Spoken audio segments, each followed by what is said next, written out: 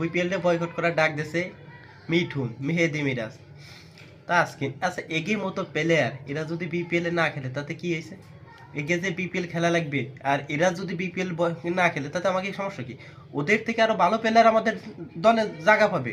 ওরা যে বালটা খেলে যে মিঠুন, ওর ক্যারিয়ারে কি আছে? কোনো অর্জন আছে? কোনো অর্জন নাই। ওরা কার দালালি করে জন্য হেনাইসকে ওরা বিপিএল বয়কট করেছে। তামিম ইকবাল, তামিম বলে দেশের সেরা ওপেনার, আমার স্যাটের সেরা ওপেনার, স্যাটের ওস্তে তানজিদ তামিম হাজার কোনে ভালো প্লেয়ার। তানজিদ তামিম যদি আরো আগে চান্স পাতো আমরা দলে আরো ভালো কিছু করতে পারতো। মেহেদি মিরাজ ও আগে দল করেছে কার আগে? সাকিবের সাথে ও চামচামি করেছে। সাকিবের সাথে চামচামি করেছে 23-এ না 24-এ জন ওয়ার্ল্ড কাপে যে তামিমরা বাদ দিল সে সময় আওয়ামী লীগ ক্ষমতায়।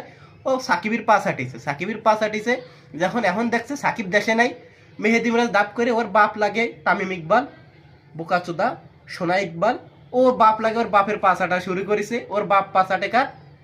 শেখ হাসিনার, যে যার সাথে 4 আগস্ট না 3 আগস্ট, ওই যে 5 আগস্ট না 5 আগস্ট না 4 আগস্ট হবে, ও 3 আগস্ট হবে। যাই হোক, ও ওর মা শেখ হাসিনার লগে যাইয়ে আলাদাভাবে মিটিং করেছে। তা এরা ভারতের রয়ের এজেন্টের দালালি করে। এদেরকে বাংলাদেশে ক্রিকেটের খেলানোর কোনো দরকার নাই। এদেরকে বাদ দিয়ে দেখ, এদেরকে যদি বাংলাদেশ বিসিবি বোর্ড থেকে বাদ দিয়ে দেখ, এরা কি করে খাবে? এদের ঢাকা শহরে শুক্রবার দিন জুম্মার দিন ওই মসজিদের সামনে সামনে দেখা যাবে কেউ ভিক্ষা করতেছে। এইভাবে ওদেরকে এইভাবেই কেউ রিক্সা চালাচ্ছে। এছাড়া ওদের তো কোনো যোগ্যতা নাই। এর বাইরে ওরা কি পারফরমেন্স করে, দলের জন্য কিটা নিয়ে আনছে?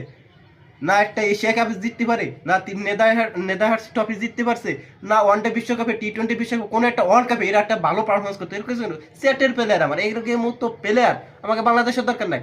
ওই যে এম নাজমুলকে বয়কট করেছে আর কি, বহিষ্কার করেছে বিসিবির সমস্ত কার্যকলাপ থেকে, তারা বহিষ্কার করেছে। ওরে বহিষ্কার করার থেকে যারা এই যে আজকে আসছে সংবাদ সম্মেলন করেছে এদেরকে আমার মতে বাদ দেওয়া উচিত ছিল, যে এরা বাংলাদেশে ক্রিকেট খেলতে পারবে না। কারণ ওদের থেকে ভালো প্লেয়ার ওলিতে করছে যে মিঠুন, ওরে মনটা হালার জুতা দিবি না। ও সাব্বিরে খেলায় ঢাকায় 7 নাম্বার ব্যাটসম্যান এসে ও নামে 3-4 নাম্বার।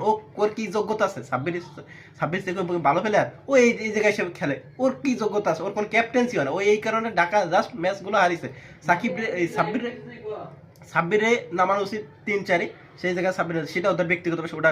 কিন্তু আজকে ওরা যারা আজকে সংবাদ সম্মেলন করেছে আমার মতে এদেরকে বাদ দিয়ে দিলে এরা কেউ বাংলাদেশে ভিক্ষা ছাড়া ওদের পেটে বাদ জন্ম। ওদের যে গাড়ি, বিলাসবহুল গাড়ি, এবার এগুলো কিছুই থাকবে না। এদের সবগুলো বেশি ওদের ভিক্ষা করা লাগবে। ওদেরকে বাদ দিয়েছে যাদের কারণে, ওই উগ্রবাদী হিন্দুর কারণে আমাদের মুস্তাফিজ আইপিএলে খেলতে পারি না। তাহলে ওরা সেই ভারতের পক্ষ নিয়ে আজকে